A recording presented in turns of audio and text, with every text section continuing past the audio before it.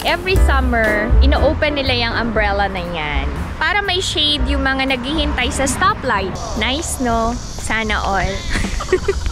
Share ko lang din ulit. Every summer dito sa South Korea, yung public playground, ginagawa nilang public water park. O, diba? Ay, ang nice ng playgrounds dito sa South Korea. Hi everyone! Welcome back to my channel. This is Pinay Mom in South Korea and this is another a day in my life. Pero wala tayong lulutuing Filipino food para sa dinner. Korean food ang kakainin namin. Pagod na pagod ako sa totoo lang kasi kaninang umaga, nag-general cleaning ako. Nilinis ko yung laundry area and then ang buong bahay. CR din, mega kuskus ako, yaan. Kasi tapos na yung summer vacation ko. So, back to reality. May work na ulit ako. Kaya, wala na ako masyadong time para sa mga gawaing bahay. So, ginawa ko today. Actually, kanina umaga. Si Ina, lumabas kasama yung mga friends niya. Kakain sila ng maratang. Ijun is not into spicy food, kaya hindi siya nag-join. Kaming dalawa lang ni Ijun yung magla-lunch dito sa bahay. He requested fried rice and topped with egg. Easy to cook naman to, so madali lang i-prepare. Share ko sa inyo ang aming tahanan ngayong araw na to. Ay, grabe. Kanina pawis na pawis ako kasi sobrang init.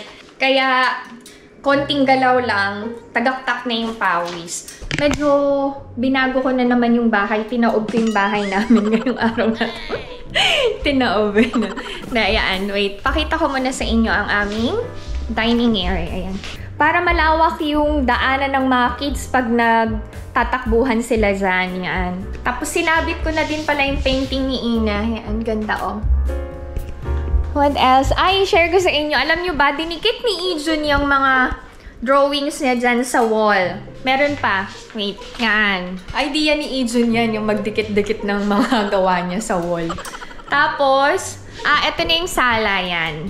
Mas lumuwag kasi naglalaro yung mga bata dyan. So, yung center table, nilagay ko dun sa bintana. Para kahit magharutan yung mga bata ay may enough space sila dyan sa sala. Yan. Tapos, may nagtanong kung saan galing yung dried flowers na to.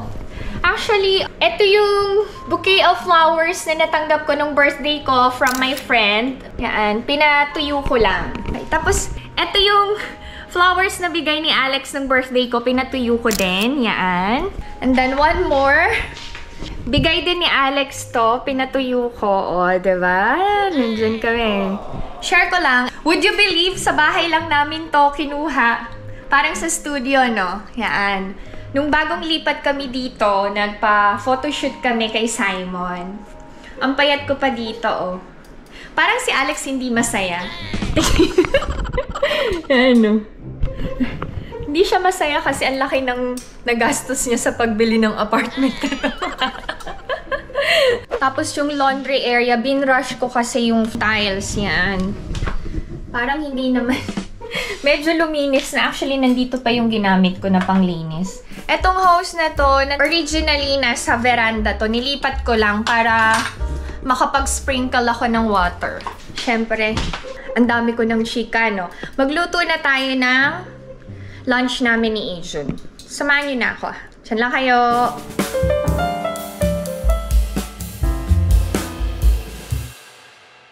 Magluto muna ako ng fried eggs.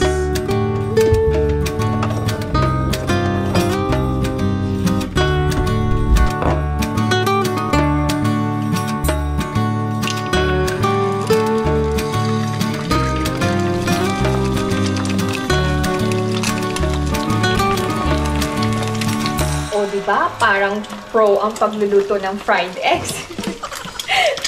Kayo, anong lunch nyo? Since summer break, late talaga kami nagigising sa umaga and kumakain. So, late na din kami nakakapag-lunch. Kailan pasukan sa atin sa Philippines? Dito kasi buong August vacation ng mga Korean students. After lunch, kailangan kong ayusin yung mga damit ni Ina na pagliitan kasi ibibigay ko dun sa Korean friend namin. Wala nang space dun sa cabinet ni Ina. Kailangan ko nang mag-dispose. Hindi naman pwede yun sa Philippines. Mga panlamig. Pwede lang yung pang summer, ganyan. Alam nyo ba, nakakatuwa? Kasi wala pa ako sa Pilipinas. Meron na nagpapareserve ng mga damit and mga gamit para sa bazaar. Hopefully talaga magawa ko yung bazaar na gusto kong gawin. Para ma-share ko sa inyo to, netizens, no? Yung mga galing sa Korea. This time, yung fried rice na yung lulutuin ko. Favorite ni Ijun to. Ayaw niya nung mga ibang fried rice. Yung vegetable, tuna, ham. Yung chicken lang talaga yung gusto niya. Kapag hindi chicken, plain rice yung kinakain niya.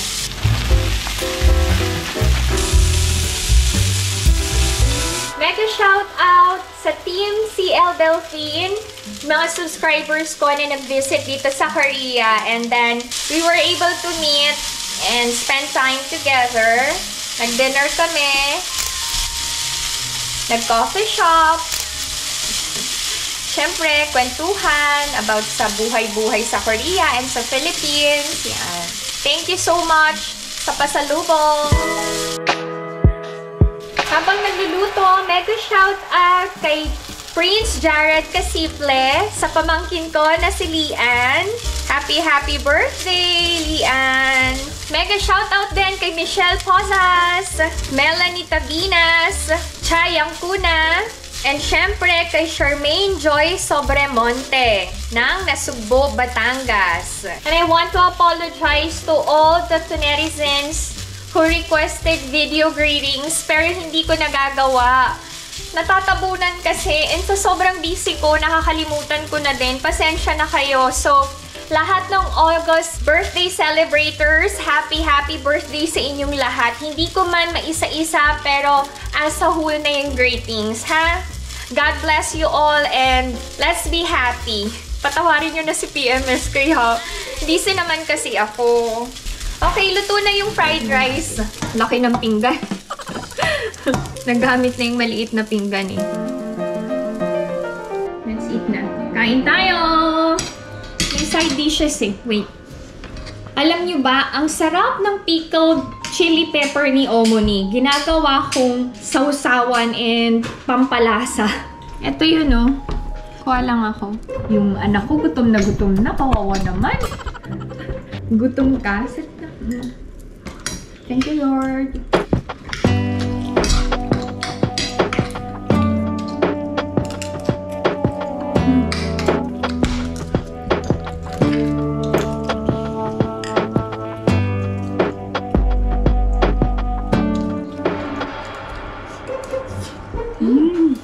Mahal. Mamaya, maglalaro dito sa bahay yung mga friends nila. Maghahanda ako ng merienda na turon. Ipapatry ko sa mga Korean kids. My goodness. Oh my goodness. It's so masarap. Yung pickled chili pepper, maanghang, pero masarap naman. Hindi pwedeng kumain na madami. Baka magka-almulanas. Baka sumakit ang tiyan sa sobrang anghang. Insayaji. Kiss mommy. Okay, done ang lunch namin ni Ijun. Siyempre, after kumain, kailangan maghugas ng pinggan. Kailangan ko ng, what is this? Apron. Madalas kasing mabasa yung damit ko pag naghugas ako ng pinggan. Kayo ba? Ganon din ba kayo? Yung iba sa atin magaling no? Hindi na mabasa yung damit. Walang talsik, ganyan. Amazing. Sa tahanan nyo, sino usually ang naghuhugas ng pinggan? Kayo ba palagi, mommies? Or yung may mga kids na medyo malalaki na? Nagtitake turns ba? Yung mga magkakapatid? Or walang gustong maghugas ng pinggan?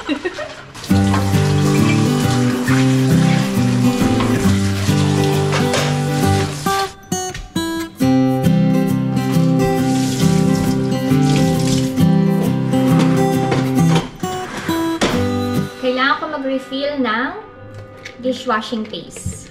Yung dishwashing paste, bumibili ako sa No Brand.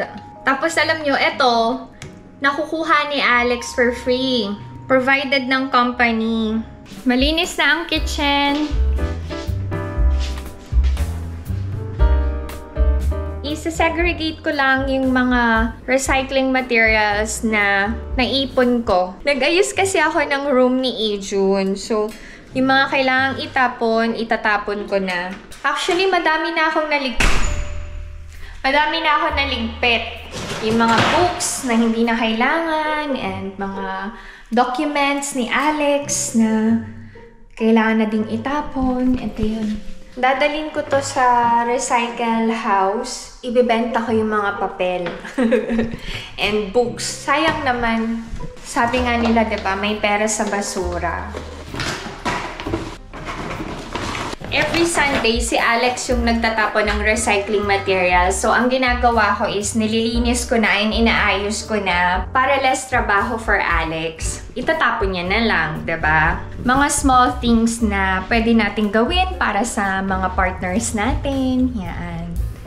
Yung hindi na kailangang iutos, kusang loob nating gawin and love, love, love. Ito kailangan itapon sa plastic. Pero may battery, so kailangan ko munang tanggalin yung batteries. Ito yung battery. Saka, itatapon. Ito naman, maayos pa. Ay, yan o.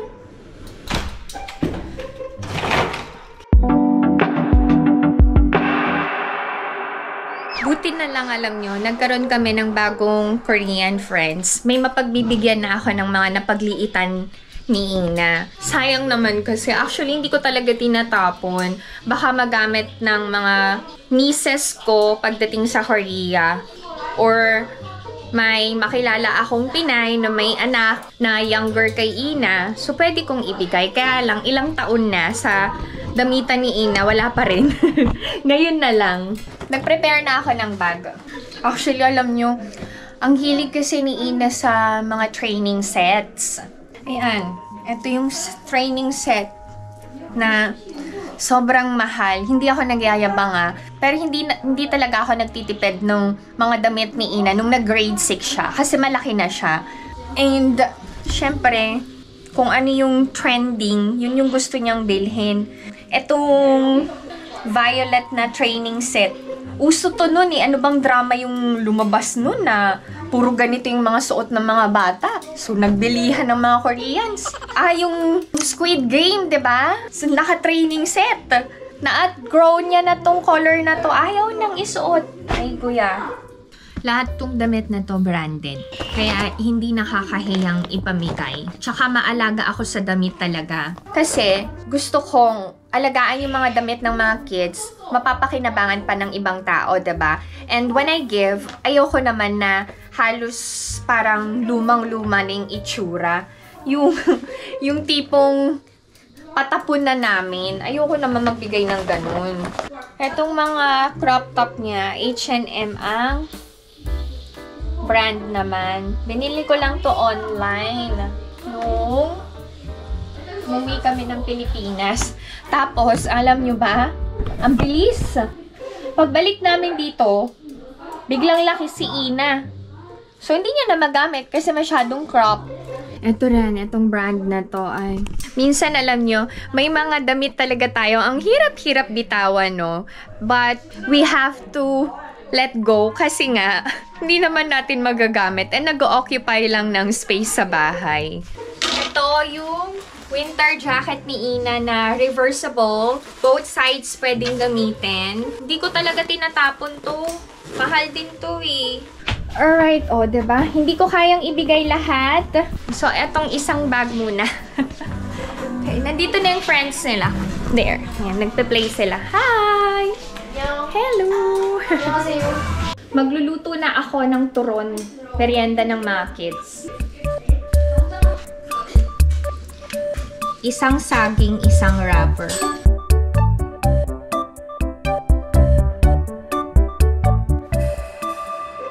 Ang lalaki ng saging. Ang liit ng lumpia wrapper. Pero kaya rin na. Sana magustuhan ng mga bata. Si Ijun di niya to kakainin. Wala talagang langka to kasi ayaw ni Ina yung may langka.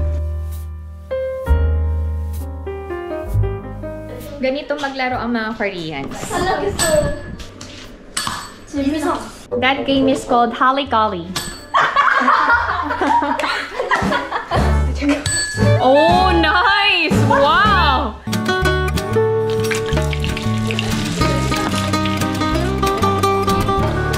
Takot pa rin ako sa talsik ng mantika. Ang dami ko na kayang talsik ko. Ang dami ko na kayang talsik ng mantika. Yan, no? Mga paso-paso, ganyan. Ganyan talaga kapag magaling magluto. Masyadong malambot yung saging na saba. Ayan yung itsura ng jumbo turon.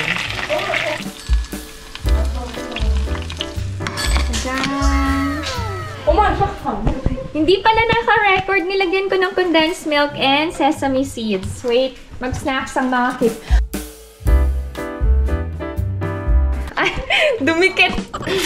Ay, 이거 어떻게 먹어? 이거 포크 두 개로. 아이고야, dumikit.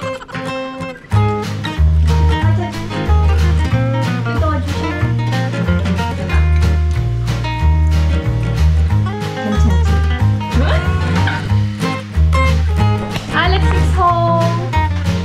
Hello, you're early today.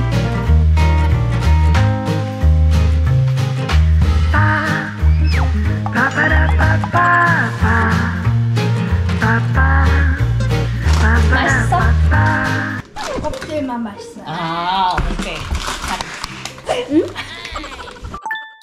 Wow! O, diba? Kinain naman ng kambal yung turon.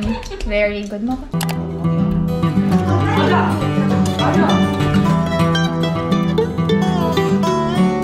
Tama gusto? Wow! Masarap? Masarap? Hindi masarap. Okay. Alex is early today. We're gonna have dinner outside. Umuwi na yung mga friends ng mga bata. Si Ina nasa Taekwondo Academy. Ako, si Alex, and si Ijun pupunta sa Avenue para ipa-adjust yung sunglasses. Tama. Yun pala yun. Bigla akong na-blanco. Let's go. Tapos sa Avenue na din kami kakain ng dinner.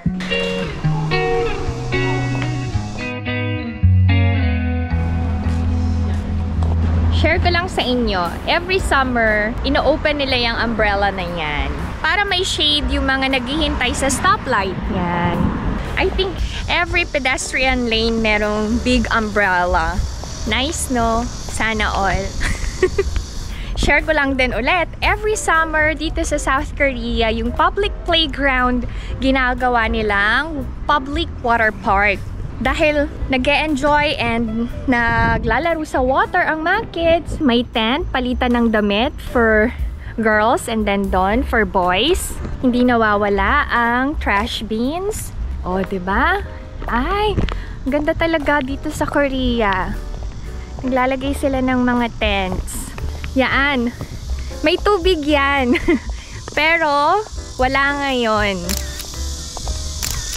Tapos, nilagyan ng tent kasi yung mga nanay dyan nagtatambay, naglalagay sila ng mga sapin. Ang nice ng playgrounds dito sa South Korea. Alam nyo, every place, pinapatayuan talaga nila ng public parks, playgrounds, yan. Ay, nice. Naririnig nyo ba yung music? Parang sa atin sa Philippines, merong Zumba class for free. Ang dami nagjo-join, nakakatuwa. May Zumba instructor.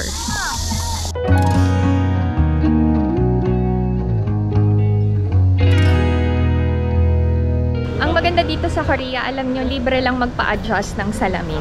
Kahit hindi mo dito binili yung salamin. Mabait si Ajashi dito. Annyeonghaseyo. Okay na, pina-adjust ko na. Nice. Si Ina, tapos na sa Taekwondo. Baby! Okay. Hi. Nawawala yung salamin niya. Magpapasukat siya ng salamin ulit. Hi!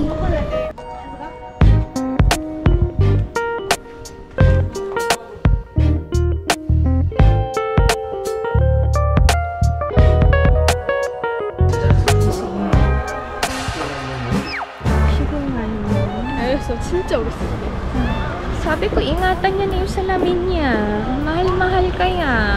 Pagdating kasi sa mata, kami ni Alex, okay lang na expensive, basta quality. Kasi kailangan sa pag-aaral. Dito kami sa Gupuni Gupta.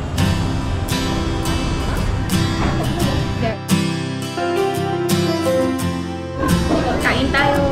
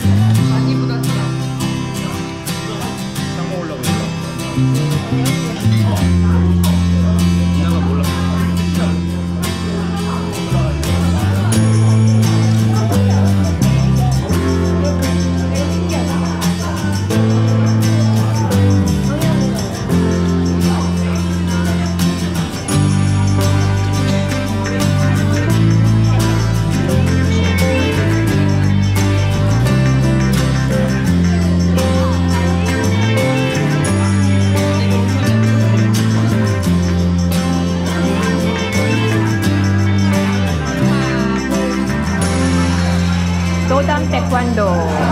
Cheers to Ina. Okay.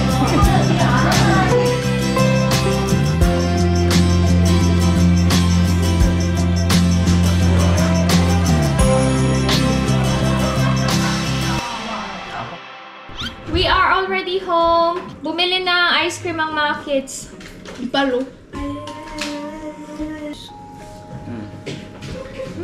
한 명도 너무 크고. 내 꼬문 뭐. Pawis na pawis. Pawis na pawis. Oh, let's say goodbye now. Okay. That's it. This is my video for today. I hope that you enjoyed watching. And if you are new to my channel, please consider subscribing, like, and share. Hindi masarap. Pinay Mom sa Korea. Stay safe, everyone. Bye! Bye-bye! Pinay Mom. Hindi masarap sa Korea.